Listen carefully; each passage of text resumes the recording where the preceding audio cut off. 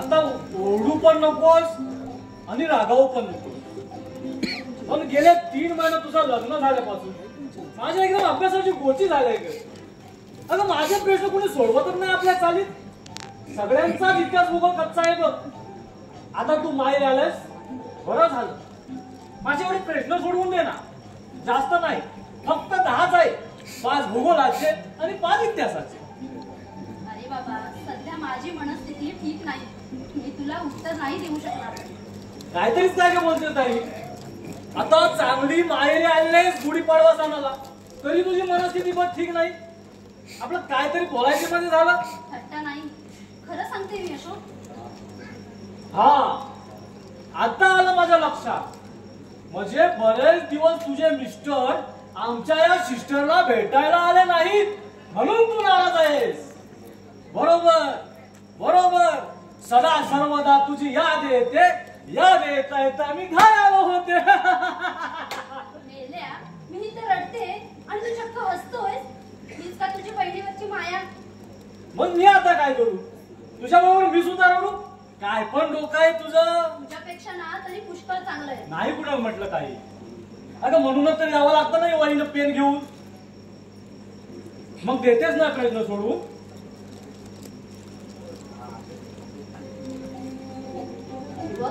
तू इथे प्रश्न सोडवत बस. मी जरा बाजारात जाऊन येते. बसशील ना? ठीक आहे. आल्यानंतर तुझ्या प्रश्नांची उत्तरं सांगते, मग तू लिहून घे. ठीक आहे, बसतो बाबा. काय करणार, गरजवंतांना अक्कल नाही. पण तू लवकर ये बाजारातून. हो, लगेच येते. वा.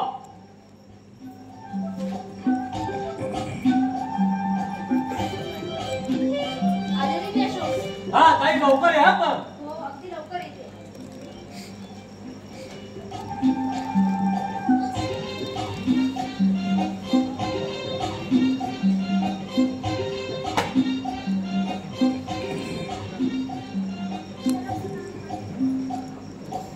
काय रे ड्युट्या, काय चाललंय? अभ्यास वाटत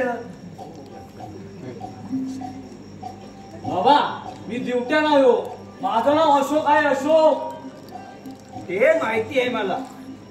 पण तू इथे कशाला आलाय? हो, कशाला काय विचारता? हो, प्रश्न सोडवण्यासाठी. साले सुटतच नाही. अरे तुझे हे प्रश्न इथे कोण सोडवणार आहे गाढवा? हो, स्मिता ताई. ती नेहमी मला अभ्यासाला मदत करते, पण तिचं लग्न झाल्यापासून माझ्या सगळं वांदे झालं हो. साला तुला जमतच नाही प्रयत्न सोडवायला. अहो मी रोज मार खातो त्या मारकुटे गुरुजींचा. मला ते हवा तसा मारतात, नको नको ते बोलतात. गाढव पण दुःखात गोळा रेडा असे बोलतात. अरे रडू नकोस बाळा, मी तुला मदत करतो, पण तू रडू नकोस. तुम्ही सोडून देता मिळतं, देतात तर द्या ना. फक्त 10 आहे हो, 5 भूगोलाचे आणि 5 इतिहासाचे. अरे त्यात काय कठीण आहे? अरे त्यावेळेचा मी 3री नापास आहे. प्रश्न विचार, मी उत्तर देतो. हा तू ताबडतोड लिहून घे. चल विचार बघू.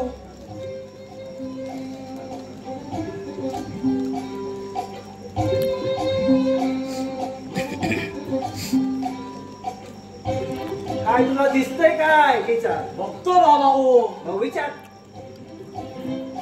मला इथे थांबायला वेळ नाहीये.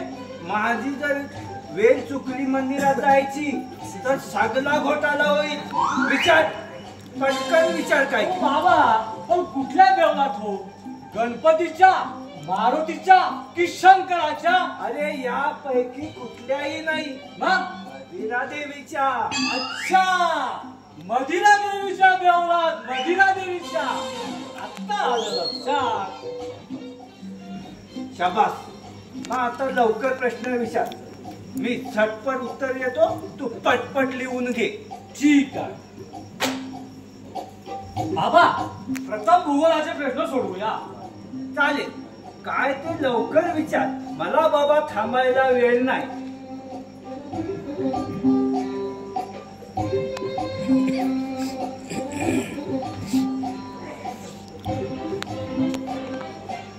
अरे रांडीच्या लागतो हो बाबा, प्रश्न तर बघू दे.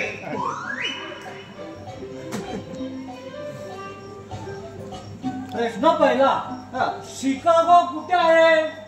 शिकागो हातीच्या. अरे यात काय कठीण आहे? शिकागो मालवणात आपल्या तारकर्लीच्या बाजूला आहे. तारकर्लीच्या बाजूला? तारकर्लीच्या बाजूला आहे बाबा, पण बरोबर सांगताय ना हो? अरे बरोबर म्हणजे काय रांडेच्या? मी तुला सांगितलं ना माझा इतिहास भूगोल एकदम पक्का आहे म्हणून. हा ठीक आहे. दुसरा प्रश्न विचार. प्रश्न दुसरा, हा. जगप्रसिद्ध लाल किल्ला भारतात कुठे आहे हो? अरे एवढंच ना? हे लिहून. हा. जग प्रसिद्ध लाल किल्ला कणकवलीला आहे. काय कणकवलीला? ठीक आहे, कणकवलीला आहे. प्रश्न तिसरा, भारतातील सर्वात मोठी नदी कुठली? घे लिहून. भारतातील सर्वात मोठी नदी कालावली. कालावली? हा, आपल्या हडीच्या बाजूची कालावली. हा, हडीच्या बाजूची कालावली. घे लिहून. कालावली. प्रश्न चौथा, लंडनहून मुंबईला जाताना युरोप मागे बोटीनं जाताना कोणती कोणती बंदरं लागतात हो बाबा? हे तुला सुद्धा येत नाही. माहित ना. नुसता गाढवच आहे म्हणून तुला लोक गाढव म्हणतात. मग सांगा, लंडन मुंबईहून लंडनला जाताना कोणती कोणती बोटींची बंदरं लागतात सांगा लवकर. हे लिहून. श्रीवर्धन. हा, श्रीवर्धन, बोरिया. बोरिया, दाभोळ. दाभोळ, पालसे. पालशे, जयगड. जयगड, जयगड, रत्नागिरी. रत्नागिरी पण लागतात. रत्नागिरी, विजयदुर्ग. विजयदुर्ग, मालवण. मालवण, पणजी. पणजी आणि मग लागतं नुरिया. नुरिया. नाव तर ऐकलं नाही कधी असेल. पण लिहून घेतलंय खरं, पण बरोबर आहे नाही सगळं. मी काय चुकीचं सांगतोय तुला? तुला सांगितलं ना माझा इतिहास भूगोल एकदम पक्का आहे म्हणून. हा, आता प्रश्न 5वा. अफगाणी लोक शेतीशिवाय आणखी कुठला व्यवसाय करतात हो? गेले. अफगाणी लोक शेतीशिवाय हा, दारू घालण्याचा धंदा करतात. दारू घालण्याचा? कारण त्यांना खूप पैसा मिळतो म्हणून ते धंदा आवडीने करतात. काय बिझनेस आहे सर? हा. आपण हे नंतर कोण धंदा करणार? गेले. दारू घालण्याचा धंदा काय धंदा आहे? अफगाणी लोक दारू घालण्याचा धंदा करतात. झालं तर मग तू इथे थांब स्मिता येईपर्यंत. तोपर्यंत मी कुठे झाला काय तोपर्यंत? आता काय अहो भुवन झाला, इतिहास अजून बाकी आहे. तू तर मला ना इथे पिडायलाच आलाय. विचार बाबा काय ते लवकर विचार. हा, मला वेळ होतोय. आता आपण इतिहासाचा पहिला प्रश्न. हिंदुस्थानाचा पहिला गव्हर्नर जनरल कोण? गेले. हिंदुस्थानाचा पहिला गव्हर्नर जनरल अरे आपले पंडित जवाहरलाल नेहरू. हा, पंडित जवाहरलाल नेहरू. पंडित जवाहरलाल नेहरू. पुढे विचार. प्रश्न 3रा. अकबर बादशाहने अचानक गादी का सोडली? गेले. कारण त्यावेळी त्याच्या गादीत भरपूर ढेकून झाले होते. त्या ढेकणाला कंटाळून त्याने गादी सोडली. ढेकणाला कंटाळून गादी सोडली? हे तर पहिलं टाकतोय मी. पण त्यावेळी ढेकणाची औषध भेटायची माझा. अरे त्यावेळी मिळत नव्हती गाढवा. अच्छा, त्यावेळी नको ते प्रश्न विचारतो मला. त्यावेळी मिळत नव्हती त्याच्यामुळे गादी सोडली. हे बरोबर. त्याच्यामुळे ढेकणाला कंटाळून गादी सोडली. प्रश्न 3रा. अटकेवर झेंडा कोणी लावला?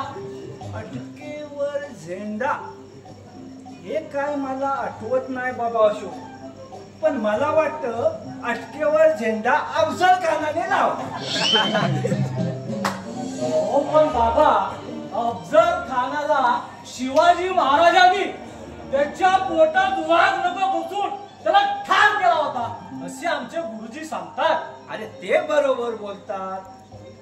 अरे का शिवाजी महाराजांनी त्याला मारण्यापूर्वी त्याने अटकेवर झेंडा लावला म्हणून त्यांना राग येऊन शिवाजी महाराजांनी त्यांचा कोटला पाडला. लिहू हे बरोबर. पण त्याला यांचे नको त्या उच्चापती करायला सांगितलं असं बोला ना तिकडचा. प्रश्न 4.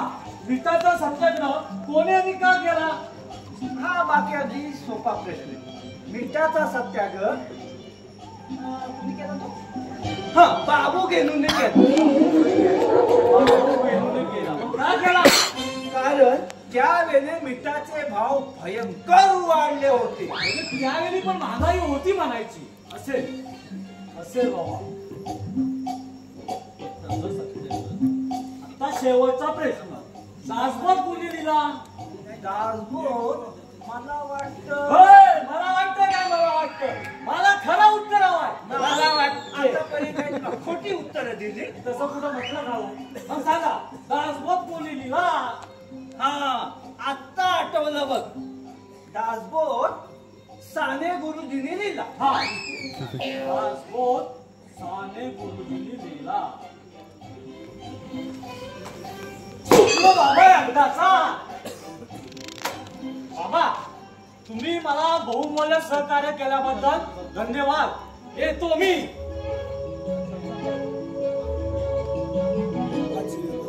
पोरगा एकदम खुश झाला. खरं म्हणजे मी शिक्षकच होणार होतो पण बायको नको म्हणाली म्हणून असाच राहिलो. ओ या जावई बापू या या या या. कमाल आहे. अहो इकडे फिरवलाच नाही बरेच दिवस. कमाल आहे बा तुमची. अहो नवे लग्न झालेले नवे नवरे तुम्ही पण इकडे फिरकला सुद्धा नाही. हो बाबासाहेब, मला कामाच्या बोलण्यात वेळच मिळत नाही. अहो पण वेळात वेळ काढून येता येतं की. बायकोला चोरून भेटण्यास तुझं लय मजा असते. जावई बापू तुम्ही नाराज दिसता. तब्येत बरी आहे ना तुमची? मला काहीही झालेलं नाही. स्मिता कुठे गेली? अहो अशी वैताग नाही कशाला. स्मिता गेली बाजारात. येईल इतक्यात. बसा आपण बसा ना. आमच्या आईचा काही निरोप वगैरे आलाय का? ते आता स्मिताला ठाऊ. मी काय सांगू. अहो असले निरोप मला कोणी सुद्धा सांगत नाही.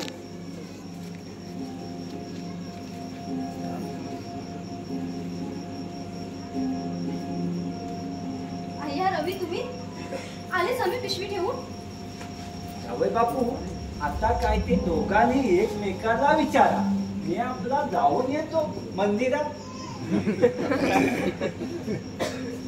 स्मिता जावई बापू जरा नाराज दिसतायत. त्यांना थोडं थंड कर. तुम्ही चांगले या आणि लवकर या. दर्शन घेतो आणि ताबडतोब येतो. तोपर्यंत आमच्या जावई बापूंना तुम्ही चांगले या. या म्हणजे लवकर जा. लवकर जातो. नाहीतर या तरुणात म्हाताऱ्याची अडचण हवी कशाला. तुम्ही बोला. मी आपला जाऊन येतो.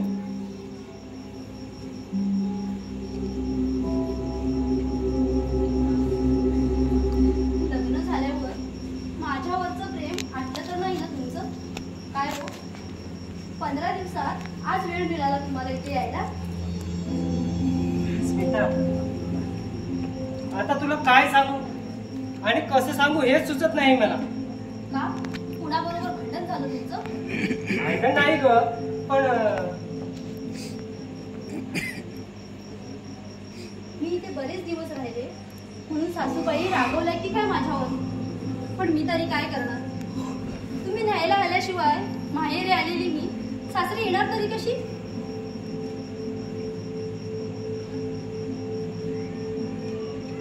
स्मिता आज मी तुला एक भयंकर बातमी सांगायला आलोय. भयंकर बातमी? आणि ती कसली? गेल्या 15 दिवसात आमच्या घरचं कोणी आलं होतं का इथं? कोणीही आलेलं नाही. का? आईचा तुला किंवा तुझ्या भावाला काही निरोप? तसा निरोप वगैरे काहीच नाही.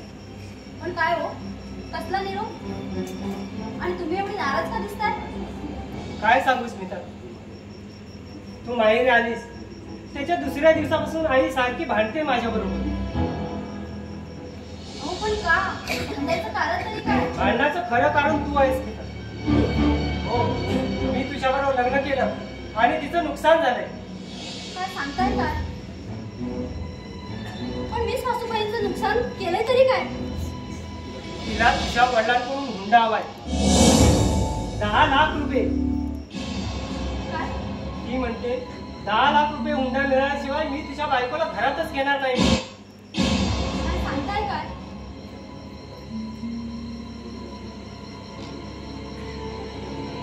मग तुम्ही काय म्हणाला? मी काय बोलणार? अगं करायचे तेवढे सगळे प्रयत्न केले मी पण सर्व व्यर्थ. म्हणून नाही इलाजाने आज ही बातमी सांगायला आलोय मी इथं. ऐकलं मी. मग यापुढे तुम्ही काय करायचं ठरवलंय? मी तर पुरा भवऱ्यात सापडलीस नाही. काय करावं तेच सुचत नाही मला. अगं इकडे तू तिकडे आई. कुणाची म्हणून बाजू घेऊ मी? मग यापुढे तुम्हीच योग्य विचार करायला हवाय. 10 लाख रुपये दिल्याशिवाय त्या मला घरात घेणार नाहीत याचा अर्थ काय? तुम्ही त्यांना स्पष्टच सांगून टाका ना की आमचं लग्न झालंय. प्रेमविवाह केलाय आम्ही. हुंड्यासाठी लग्न नाही केलं म्हणून. आई पुढे एक शब्द बोलायची सोय राहिली नाही. अगं ती माझं म्हणणंच ऐकून घेत नाही. मग मी बोलू तरी काय?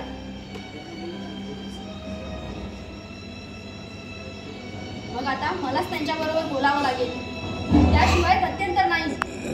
केवळ हुंड्यासाठी त्या जर माझ्या सुखी संसाराचा उद्ध्वस्त करून त्यात जर माझा बळी देणार असतील ना तर शेवटची धडपड मलाच करावी लागेल. अगं पण तू तिथे जाऊन काय करणार? ती जिथं माझं ऐकत नाही तिथं तुझं काय ऐकणार आहे? त्या प्रत्यक्ष काय सांगतात ते मला ऐकायचं आहे. आणि त्यानंतर त्यांच्यासह मी काय सांगते तुम्ही सुद्धा ऐका.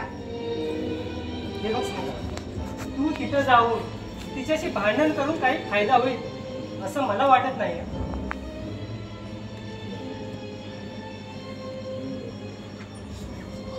मग मी काय शांत राहू?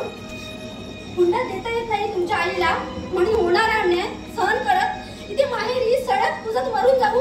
नाही, ते शक्य नाही रवी. मी काही अडाणी मुलगी नाही, सुशिक्षित आहे, तशी जिद्दी सुद्धा आहे. आता काय व्हायचं असेल ते होईल, पण मी तुमच्या बरोबर येणारच. अशोक, हे अशोक, काय का ताई? जरा इकडे ये.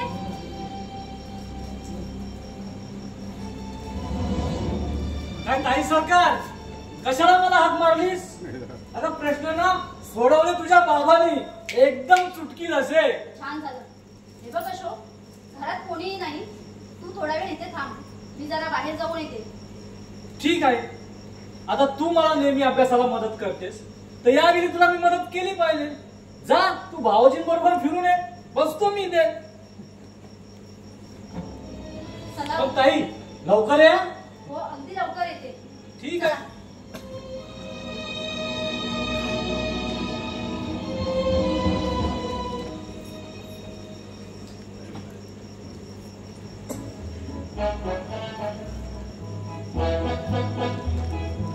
काय अशोक बाबू, अभ्यास एकदम जोरात चाललाय तुमचा. चाललाय शिशिर भाऊ, पण यंदा पास होईल तेव्हा कळ. का नाही होणार? अरे नक्की पास होणार तू. तुझ्या तोंडात साखर पडो. अशोक, यंदा तू पास झालास ना तर मी तुला नवीन कपडे घेऊन दे ना, मग तर झालं. हे होईना बात, मग मी यंदा नक्की पास होणार. शाबास. पण काय रे, स्मिताताई बाबा कुठे गेले आहेत? ओ बाबा गेले देवलात आणि स्मिता ताई गेली नवऱ्याबरोबर फिराय. मला म्हणाली मी थोडा बाहेर जाऊन येईपर्यंत बस. मी आपला बसलो पुस्तक वाचत, पण आता तुम्ही आलाय तर मी मग जातो. ठीक आहे, ये तू. चला बाय. हा चल.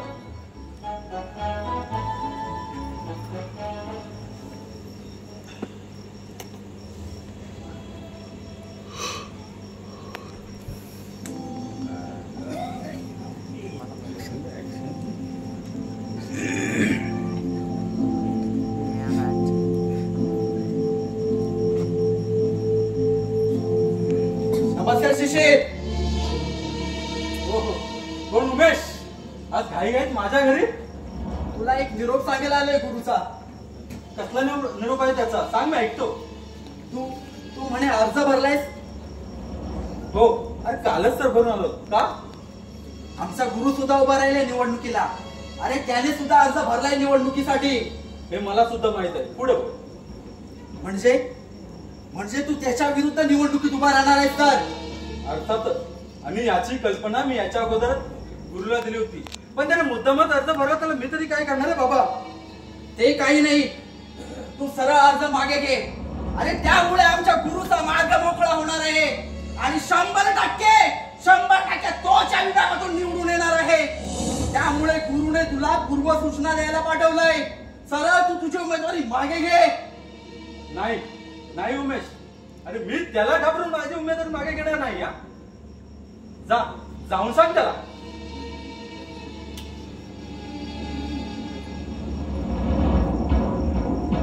ठीक आहे. अरे गुरु कसा आहे ना हे तुला चांगलंच माहित आहे. शिवाय त्याची या एरियात काय ताकद आहे ना तेही तुला माहित आहे. त्यामुळे अजूनही नीट विचार कर शिशिर. अरे एवढी त्याची ताकद आहे ना, मग होऊ दे सामना. पाहूया या निवडणुकीत कोण विजयी होत ते, आणि लोकांनाही कळेल कुणाची ताकद जास्त आहे ती.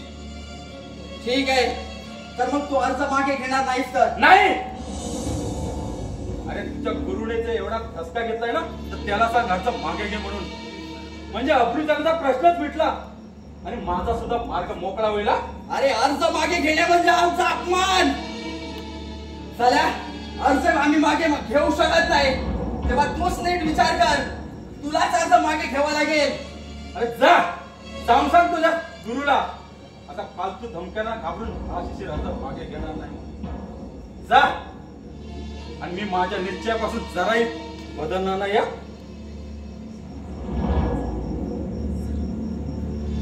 ठीक आहे साल्या, तू आता कसा प्रचार करतोस ना, चला तेच बघतो. तुझी जेवढी भिंतीपत्रक आहेत ना ती साल्या सगळी फाडून टाकतो. अरे एवढंच काय, तुझ्या प्रचार सभेमध्ये दंगली करून तुझा सभा उठवून लावतो आणि शेवटी तुला रडायला आणून साल्या नामशेष करतो. उमेश, तुला काय वाटतं? अरे तुम्ही हे सगळं करून या निवडणुकीत निवडून याल. अरे पण भ्रम आहे तुमचा. तुम्ही भिंतीपत्र का फाडाल, माझ्या प्रचार सभा सुद्धा उडवून लावाल. अरे पण मतदारांचं काय, त्यांचं मत तर बदलू शकणार नाही. अरे उलट एक कुठील कारवाईने ना त्या लोकांच्या मनातून अधिकच उतराल. हे विधिलिखित कुणाला कळलेलं नाही आणि तसाही ते कोणी बदलू शकत नाही. अरे जे व्हायचं ना ते होणार ना. अरे ठीक आहे, हे तुझं विधिलिखित आहे ना, ते साल्या आजपासून बघ. आजपासून बघ साल्या कसं बनवतं ना, हे तुला आजपासून कळेल.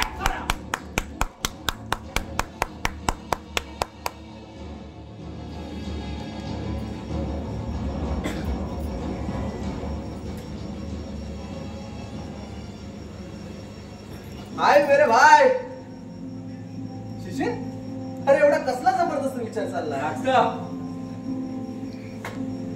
काका, अरे आपल्या विभागातील सारे दादा लोक तुला एवढे का घाबरतात रे? अरे 2 वर्षापूर्वी इथं एक मारवाडी कुटुंब राहतो, खरं ना?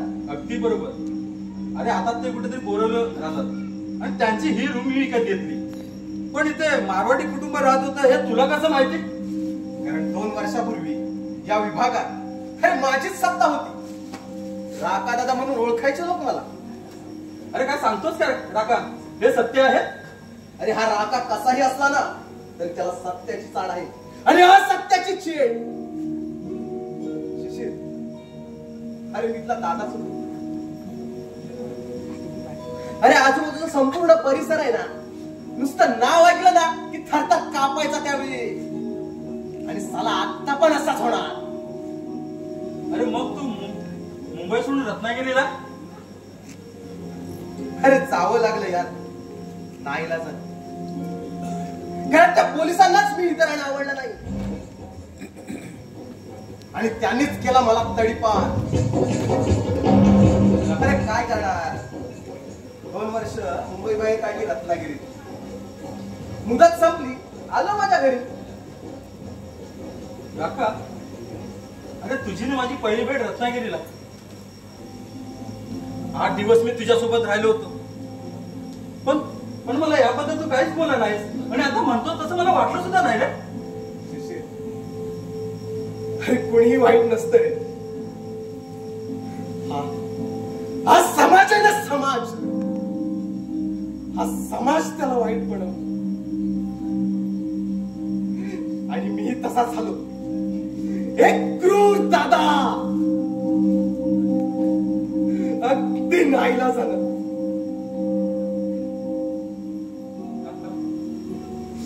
तुझ्या जीवनात काहीतरी भयंकर घटना घडलेल्या दिसतात. मला नाही का सांगणार? अरे असं का म्हणतो शिशिर, तू माझा जीवनदाता आहेस.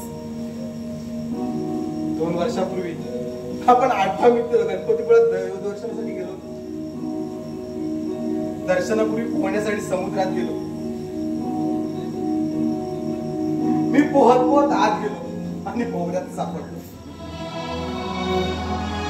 वाचवा वाचवा म्हणून ओरडू लागलो. सगळे फक्त बघत राहिले माझ्याकडे आणि मी जीव वाचवण्यासाठी धडपड करत. पण तू तीरासारखा माझ्याजवळ आलास आणि माझा जीव वाचवलास.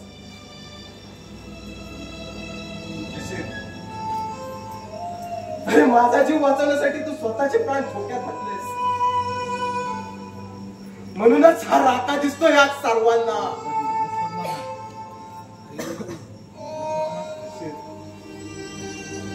तू तुझे प्राण देऊन माझा जीव वाचवलास. पण तुझ्यासाठी हा केव्हाही जीव द्यायला तयार असेल राका. कुणी अंगाला जरी हात लावला ना तर त्याच्या दोन्ही हात खांद्यापासून तोडून टाकण्याची हिंमत या राखात आहे. काका, अरे तुझ्या दोस्तीमध्ये शंकाच नाही रे दोस्ता. अरे पण तू हा असा तुझ्यावर तडीपार होण्याची वेळ का आली? कारण तू तर देवात्मा आणि देवात्मा. अरे कसला घेऊन बसलायस देवात्मा? अरे खरा देवात्मा तर तू आहेस, म्हणून देवात्मा वाटतोय मी. माझं शल्य, माझं दुःख अरे आजपर्यंत कुणाला सांगितलं नाहीये रे, पण आज तुला सांगणार आहे, फक्त तुला. अरे आई वडील लहानपणीच वारले रे, ना भाऊ ना बहीण. त्या पलीकडच्या इंद्राणी बिल्डिंग मध्ये माझे काका राहायचे, तिथेच लहानाचा मोठा झाला. मॅट्रिक पर्यंत शिक्षण झालं, पुढे शिकण्याची इच्छा होती रे, पण मग शिकलास का नाही? काका नको म्हणाले की तूच नाही. अरे त्याच वेळी माझं दुर्दैव आडू आलं. अरे माझे काका कावळीच्या आजारात वारले रे.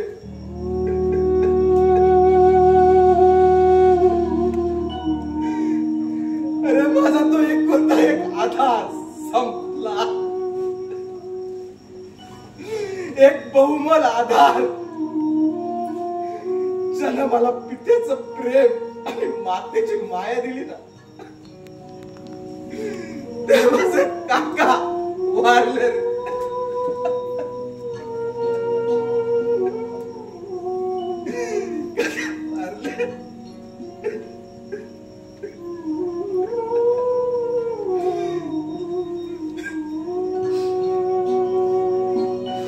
नाईलाजानं शिक्षण थांबलं.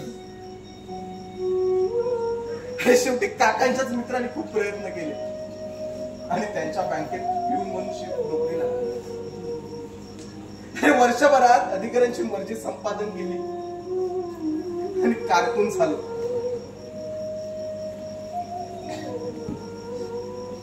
नोकरी चांगली, पगार चांगला होता. अरे एकटाच राहत होतो, पण अगदी मजेत राहत होतो.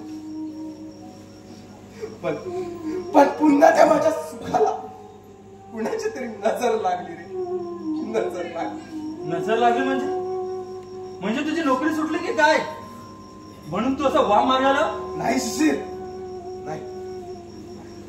अरे असं मामूली धक्क्याने घाबरून जाणारा मी नव्हतो आणि आत्ताही नाहीये रे.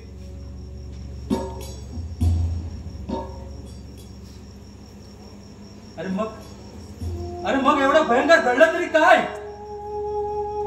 नोकरी चांगली, अरे पगार चांगला, शिवाय स्वतःच्या मालकीची खोली आणि निर्व्यसनी होतो आम्ही त्यावेळी.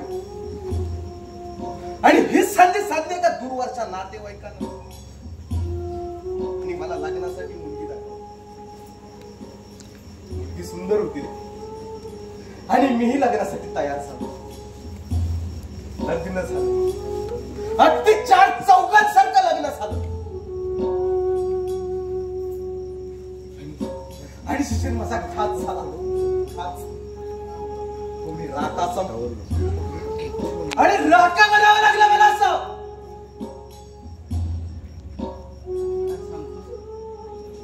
तुझं लग्न झालेलं? अरे मी तर तुला माझ्यासारखा ब्रह्मचारी समजत होतो. अरे मग तुझी बायको कुठे असते? माझी ओळख सुद्धा करून. ओळख? अरे कसली ओळख आणि कसली नाती होती? अरे पाण्याचा बुडबुडा आणि गेला वाऱ्यावर. म्हणजे तुझी बायको मेली? मेली नाही तो,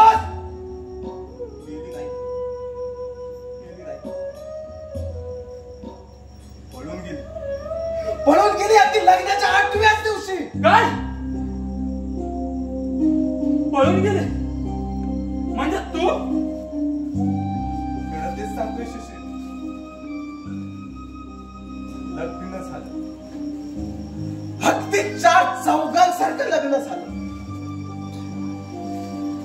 7-8 दिवस अगदी मजेत निघून गेले. रजा संपली. 8व्या दिवशी कामावर गेलो.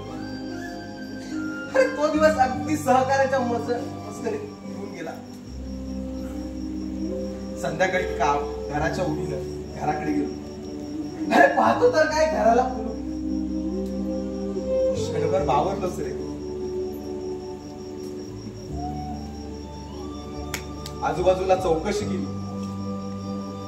कुठे काहीही समजलं नाही. तसाच तिच्या घरी गेलो. अरे तिथेही गेली नव्हती ती. माझ्यासह सर्वांनाच आश्चर्याचा धक्का बसला. खूप शोधलं रे, खूप शोधलं. पण 2 दिवसांनी तिथेच बातमी कळली की ती पळून गेले तिच्या आधीच्या प्रियकरासोबत पुण्याला. आणि हे ऐकून ना डोक्यात सटकला. गेलो तसा तिच्या घरी आणि तिच्या आई बाबाला वाटतं ते बोलून नाव श्रीपत करून घरी आलो. अरे मग डोक्यात राग घालून घेण्यापेक्षा दुसरं लग्न का नाही केलंस? नाही सुशेल, नाही, ते कधीही शक्य नाही.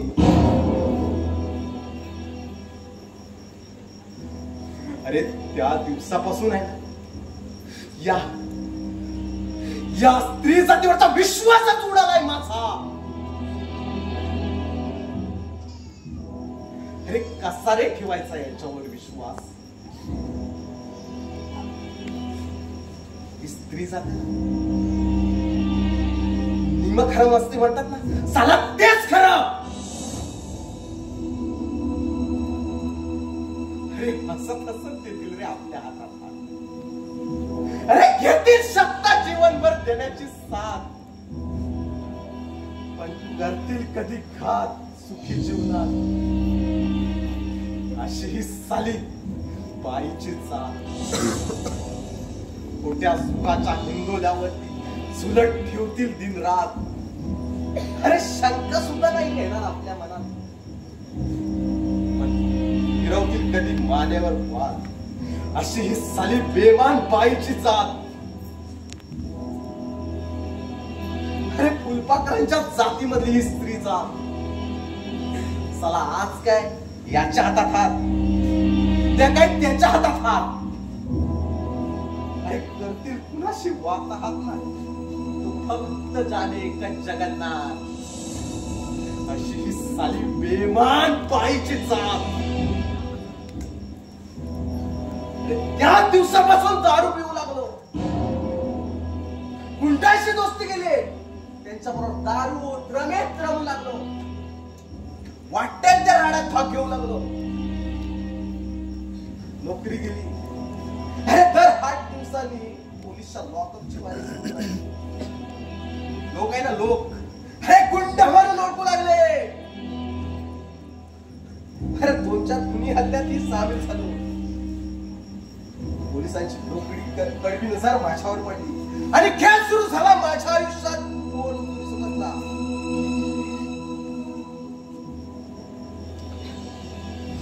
अरे गुन्हे वाढतच गेले. शिक्षा होत होती, सुटून पुन्हा राडे सुरूच. लोक आहे ना लोक गुंड म्हणून ओळखू लागले. एके दिवशी या विभागातल्या एका जबरदस्त गुंडाला आणि त्या कुरुणातला बेशुद्ध होईपर्यंत मारला. संपूर्ण परिसर हादरला आणि या राकेशचा राका भाई म्हणून ओळखू लागलो. गुन्हे वाढतच गेले. शेवटी काय, अरे शेवटी या पोलिसांनी केला मला तडीपार.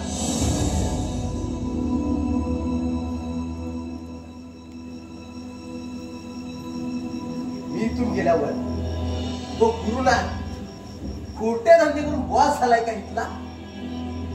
अरे समाजसेवेचे नाटक करतोय फडवा. आणि मी असा झालोय माणूस असून हैवान.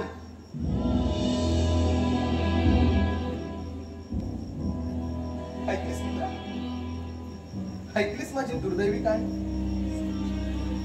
हा, पण आज तू भेटलास मला असा नावा मार्गदर्शन.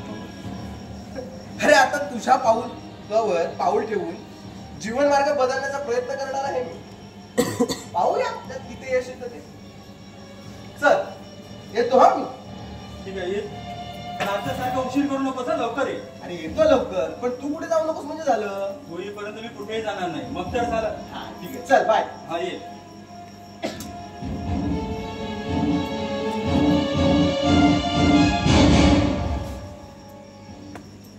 शिशिर, मी उमेशला पाठवला होता तुझ्याकडे.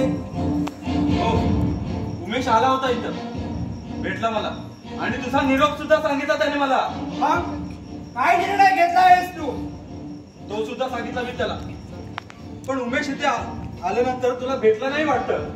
उमेश भेटला मला, सगळं काही सांगितलं त्याने मला. अरे म्हणून तर मला इथपर्यंत यावं लागलंय. त्याची काही गरज नव्हती, कारण माझा निर्णय मी तुला याच्या अगोदर सांगितला होता. हो ना? कुणासमोर काय बोलतोस याचा नीट विचार कर शिशिर. गेली 20-22 वर्ष राहतोय आम्ही या विभागात. अरे तुला येऊन फक्त 2 वर्ष झाले. विनाकारण माझ्या मार्गात आडवा येऊन मला अडचणीत टाकू नकोस, नाहीतर याचे परिणाम खूप वाईट होतील. म्हणजे तुला घाबरून मी माझा अर्घ मागे घ्यावा असत ना? अर्थात अगदी एवढंच नाही तर माझ्यासोबत राहून माझा प्रचार करावा अशी माझी इच्छा आहे. तुझ्या इच्छेप्रमाणे वागायला मी काय तुझा नोकर नाही. आणि तू म्हणशील तशी मान डोळायला मी घाट नंदीबल सुद्धा नाही. माझ्या निर्णयात कोणताही बदल होणार नाही. तुझी एवढी हिंमत? पुऱ्या विभागात या गुरुसमोर मान वर करून कोणाची हिंमत नाही. तिथं मोठ्या हुशारीने तू माझ्यासमोर बोलतोय. पण समजतोस पण तू स्वतःला? अरे हा, कोणीतरी समजतो मी स्वतःला. आणि म्हणूनच माझ्या घरात आवाज खाली करून बोलायचा. तुमची दादागिरी मी माझ्या घरात ऐकून घेणार नाही. अरे वा, बरीच पोपटपंची शिकलास तर इथं आल्यानंतर. पण हे तू बोलत नाहीस. अरे कारण तुझी एवढी हिंमतच नाही रे. पण ते साऱ्या राखाच्या जीवावर एवढ्या उड्या मारतोयस काय? अरे राखाचं नाव घ्यायचं कारण नाही इथे. मी कोणाच्या जीवावर उड्या मारत नाही, स्वतःच्या हिमतीवर बोलतोय. तेरी ये हिम्मत में मिट्टी में मिला दूंगा बच्चे. अरे गुरुनाथ म्हणतात मला. मी म्हणणारा मातीमोल केले तिथं तुझी काय बात? अरे चाले. अरे वेळ येईल तेव्हा कळेल कोण कुणाला मातीमोल करतं ते. गुरु, पैशाच्या हवेने फुगला आहेस आणि तुझी हवा काढायला ना या शिशिरला वेळ लागणार नाही. अच्छा, म्हणजे एकदम वरच्या पायरीवर आलास तर मला सुद्धा तुझ्या आणि त्या राखाच्या तिरडीची लवकरच व्यवस्था करावा लागणार असा रंग दिसतोय. कशाला पुशारका मारतोस गुरु? अरे 2 वर्षापूर्वी तू राखाच्या आतूनच मरणार होतास, पण तुझं सुदैव चांगलं म्हणून तू वाचलास. हे इथल्या बहुतेकांना माहित आहे. ते दिवस विसरा आता. इथला पुरा एरिया माझ्या इशाऱ्यावर चालतोय हे तुला सुद्धा चांगलंच माहित आहे. त्या राखाला सांग, स्वतःचा जीव प्यारा असेल तर 2 दिवसात इथून चालता हो, नाहीतर कोणत्या तरी खुनाच्या केसमध्ये जन्मभर जेलमध्ये सडवीन त्याला. वेळेला तुला आणि त्याला कायमचा जमीनदोस्त करीन मी. तुझा हे आवाज स्वीकारला मी गुरु. अरे माझा सुद्धा जन्म भॅड बापापोटी झालेला नाही. अरे स्वतःला मर्दम म्हणाला ना मर्दम, तुझा आवाज स्वीकारला मी. ठीक आहे, मग नंतर माझे पाय चाटायला येऊ नकोस म्हणजे झालं. अरे जीव गेला तरी बेहत्तर, पण हा शिशिर तुझ्या पायापुढे कधीच नतमस्तक. अरे तू मात्र गेले 3-4 महिने माझ्या दारात लाचारून फिऱ्या मारत असतोस, हे बहुतेकांच्या लक्षात आले. अरे सिंह तो सिंह आणि कोल्हा तो कोल्हाच. अरे कोल्ह्याने आपल्या कोल्हेकुईने इतरांना घाबरवण्याचा प्रयत्न करावा. अरे पण हा सिंह तुझ्यासारख्या कोल्ह्याला कधीच घाबरणार नाही, कधीच. हे माझा बघून जाऊ सामना. अरे यापुढे हा तुला काय करतोय दिसलं तुला नाही? तुझा तुकडा करून गटारात फेकून दिला ना तर नावाचं गुरुनाथ नाही मी. अरे चालेल.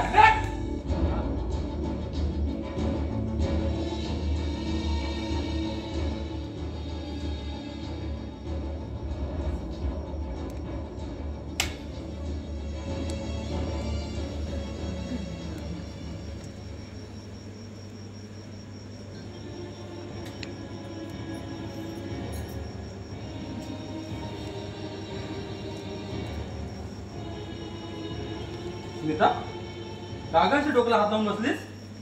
काही नाही भाऊ, सहज मग आता कुठे गेली होतीस? रवी सोबत? माझ्या सासरी. सासरी? अशी अचानक का? मग परत का आलीस? सासूबाईंनी घरातच घेतलं नाही मला. का? कारण तरी काय? अगं तू इथे जास्त दिवस राहिलेस म्हणून तुझे सासू रागवली आहे का? नाही रे भाऊ, त्याचं कारण वेगळंच आहे. अगं मग नक्की कारण तरी काय? तुला घरी न घेण्याचं नक्की कारण तरी काय? त्यांना हुंडा हवाय आपल्याकडून 10 लाख रुपये. काय? हुंडा मागते तुझी सासू? तोही लग्नानंतर 10 लाख रुपये? कमाल झाली. अगं वेळ तर लागला नाही तुझ्या सासूला? नाही रे भाऊ, अगदी हट्टालाच पेटली ती. 10 लाख रुपये दिल्याशिवाय ती मला घरातच घेणार नाही. आता सुद्धा तिने मला बाहेरच उभं केलं. तोंडाला येईल ते अपमानकारक बोलली मला. खूप विनवणी केली, समजावून सांगितलं, पण ऐकायलाच तयार नाही. अगं मग नवरा का म्हणाला तुझा? त्याने तर प्रेमविवाह केला ना तुझ्यासोबत? ते काहीच बोलले नाही, पोचवायला सुद्धा आले नाहीत मला. आईच्या विरुद्ध बोलायची त्याची हिंमतच नाही. एखाद्या अपराधासारखा उभा होता ना मी त्याच्या आईसमोर. अगं लग्नापूर्वी तर प्रेमाच्या शब्दा घेतला त्याने, आणि आता हे नवीन संकट उभं टाकतात. असा कसा आईचा नंदीबैल झालाय? अगं भ्याड नादा नाही तुझा नवरा.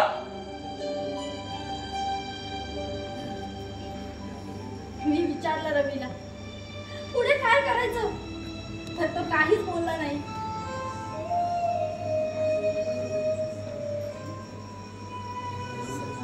रडू नकोस मी. तू असं कर, माझं ऐक. अगं रवीला आपल्याकडे राहायला सांग. अगं दुसरीकडे कुठेतरी सोय होईपर्यंत तुम्ही इथेच राहा. मग तर झालं.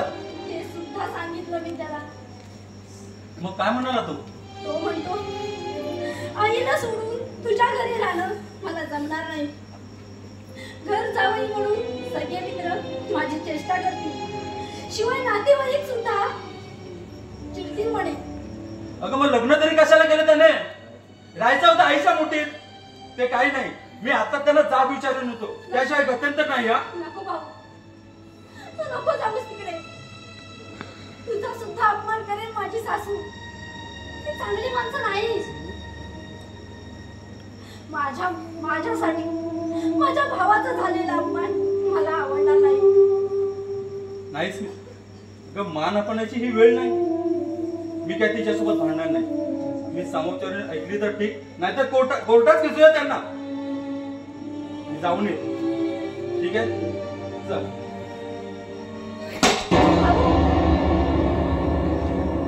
भाऊ, तुझ्या फोटोची काच फुटली. फुटले ना फुटले, त्यात काय एवढं? त्या दुसरी आणू.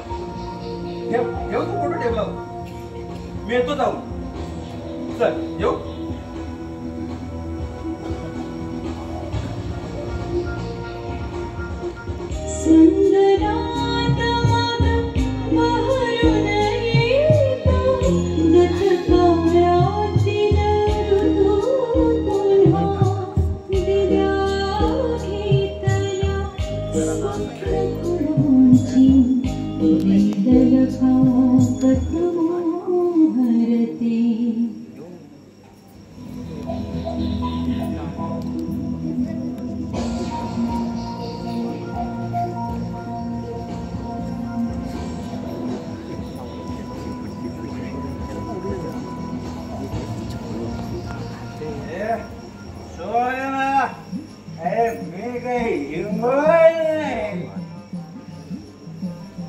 सारे मला दाखवतात या विजय दुर्गाच्या दादाला. सारे काय समजतात काय देव मला. दाखीन एकेकाला हेलपटून. अहो पण बाबा, हे तुमचा विजयदुर्ग नाही.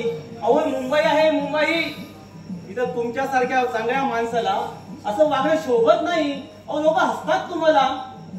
अरे लोकांना काय झालं असायला? साला धंद्यावरच्या ह्या फालतूपणानं माझा अपमान केला. अरे मी म्हणजे कोण वाटलं त्याला? अरे त्याला वाटलं हा म्हातारा फुकटची प्यायला आलाय. साला मला बोलतो मामा आता तुम्हाला जादा झाले, तुम्ही आपल्या घरी जा, या पुढे तुम्हाला मिळणार ना. अहो पण यात वाईट काय सांगितलं त्याने? खरंच तेच सांगितलं ना.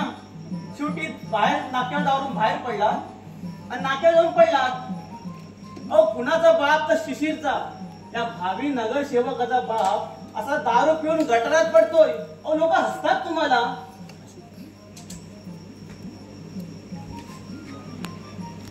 अरे तुला कुणी सांगितलं रे ह्या उठाठेव करायला?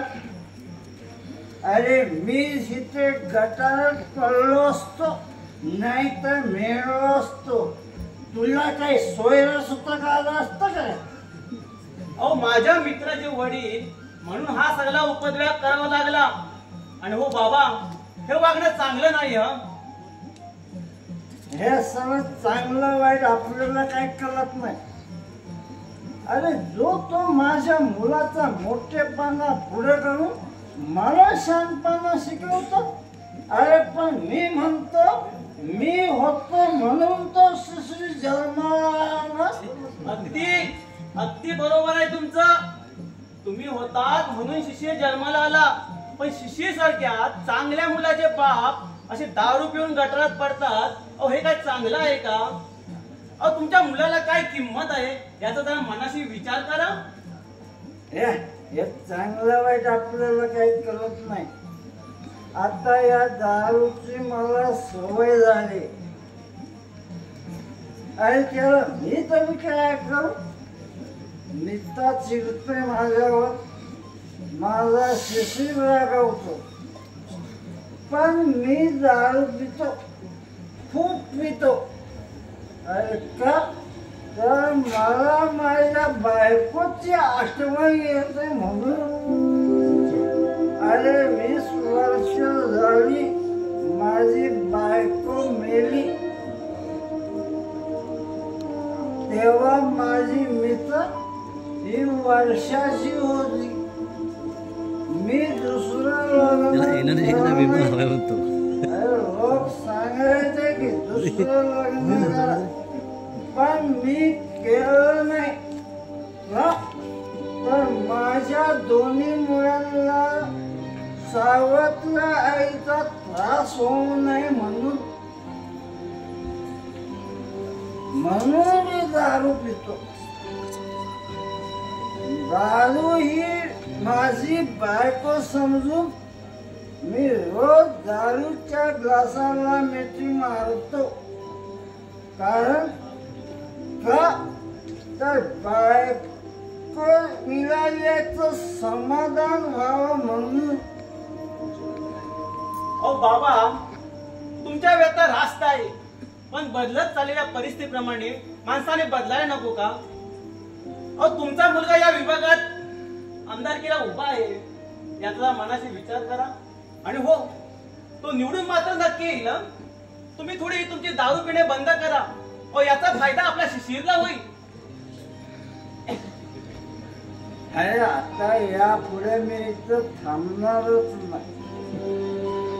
सरळ गाडी पकडतो आणि विजयदुर्गाचा रस्ता धरतो. मन साला कोण हसायला पण नको आणि बोलायला बी नको. अरे माझी ही सवय काय मेल्याशिवाय जाणार नाही. मग तुम्ही आपले तसेच करा. तुम्ही आपल्या गावी जावा. कसं? हे तू मला सांगणारा कोण? अरे सगळ्या तू मला पोचतोच आहे. साला तो अंतर फंतर इथं येतो आणि मला गावी जा म्हणून सांगतो. अरे आज माझी बायको असती ना तर ही अशी वेळ आलीच नसती माझ्यावर आणि मी असं झालोच नसतो. आणि आज रडलो पण नसतो. अहो बाबा बाबा, असे रडू नका लहान मुलासारखे. हे यानंतर सगळीच माणसं राहणत असतात, हे तुला माहित नाही काय?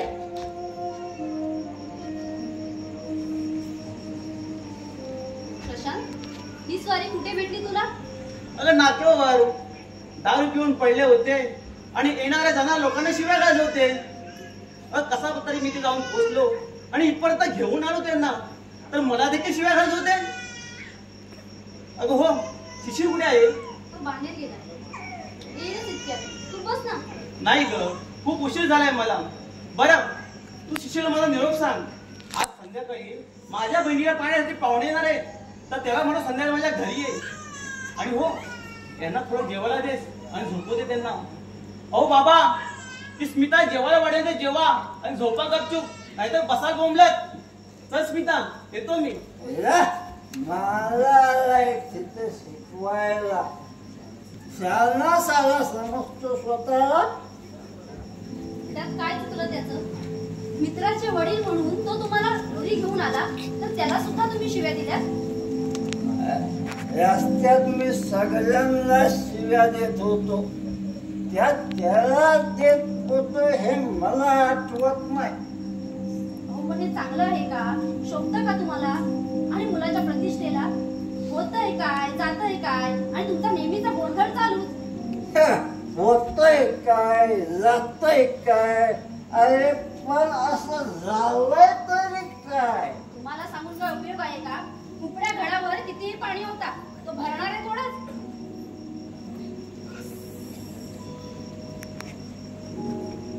अगं पण असं झालंय काय? नवऱ्याजवळ भांडून तर आली नाहीत ना? नाही, सासू बरोबर भांडून आले. अरे तुझ्या मायला तुझ्या सासूच्या. अरे पण ती तुझ्या बरोबर का भांडली? यापुढे ती मला घरातच घेणार नाही. अरे तिचा बापच घरात घेणार नाही तुला. तिच्या मायला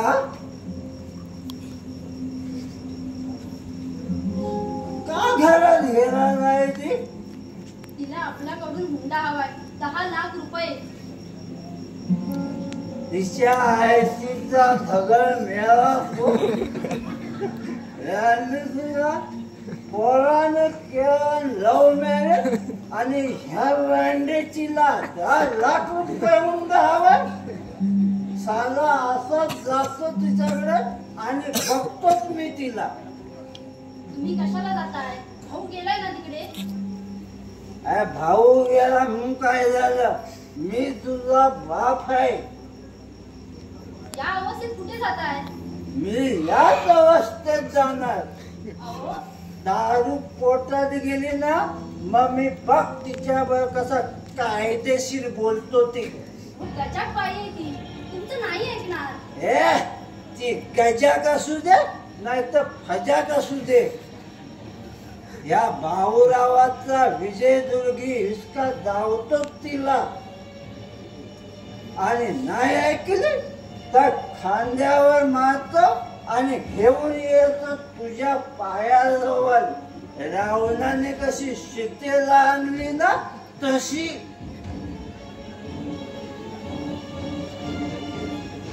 भाऊ गेलाय तिकडे. भाऊ राहू दे, मी पण जातो.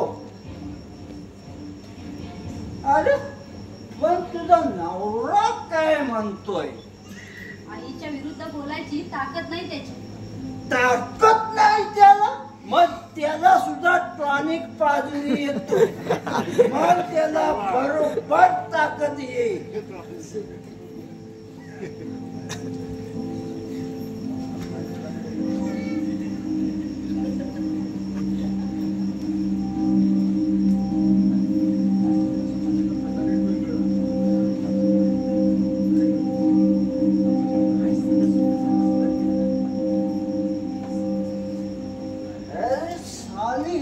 तुझी सासू काय समजते काय स्वतःला नाही तिला साली सुतासारखी सरळ केली ना तर ह्या भाऊरावाचं पार चालणार नाही तिला तिच्या मायला तुझ्या सासूचं आता मी बघतो तुला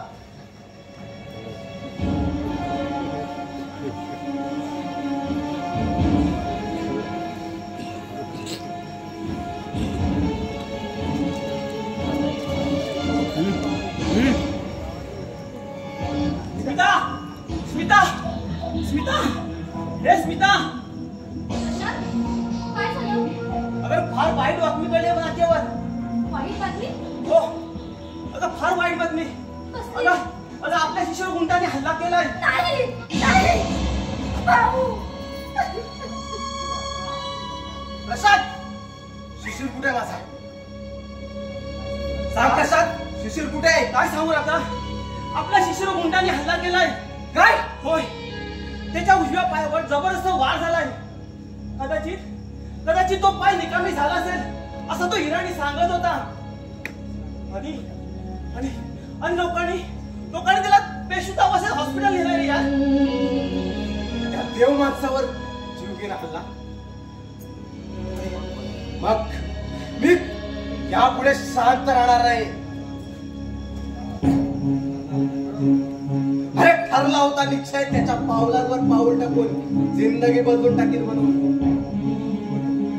पण या देवाच्या मनात आहे ना काहीतरी वेगळं दिसतंय. बस आता एकाच निश्चय माझ्या शिशिरवर झालेल्या अन्यायाचा बदला मी घेणार.